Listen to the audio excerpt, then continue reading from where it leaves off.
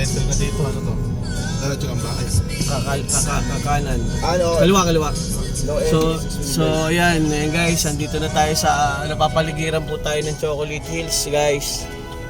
Ayan po guys, so nakikita niyo po yan, Chocolate Hills. Tayo hinto ka sa medyo ayan. medyo tanaw diyan sa may motor. Chocolate Hills guys. May mas maganda pa dito. Ito sa gilid oh. So, Chocolate guys. Hills with tandang. Ay, So portandang yan oh. ayan po guys, Chocolate Hills na po tayo guys. Ayan, no? Ito po, nadaanan po talaga to papuntang Danau. So ayan po guys. Dati Ito po nakikita lang kita sa libro. Ayan, isa sa mga Chocolate Hills. Itatry natin mamaya yan guys. Yan, itatry natin yung Ang Chocolate saya Hills. nyo ha. Ang saya nyo ha. Ako wala pa akong medyas.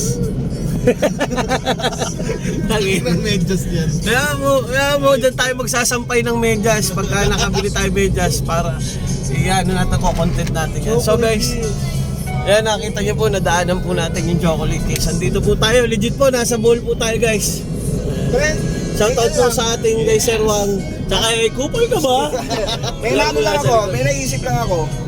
Di ba yung kakaiba yung tubo ng yung ano ng Chocolate Hills? Paano kaya kung yung parang Chocolate Hills na rin, ano yan, anthill, yung malalaki? Literal na.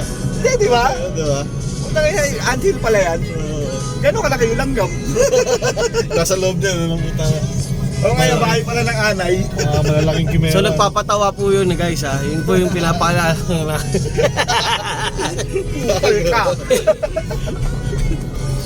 So yun mamaya guys, makikita natin kung yung mga i-confirm natin lahat yung mga nasa isip natin kung Baka hindi naman yung papa. Tama naman, tama. So yun guys. Kung dati nakikita lang daw natin yun sa libro, sa mga dingding ng bahay, Sa eskwelahan. sa eskwelahan, Bakit meron sa dingding ng bahay? inaaral yan sa sa Hekasi, Ay, no? Buksan Civic bintana at mo. kultura. Sibika at Kultura.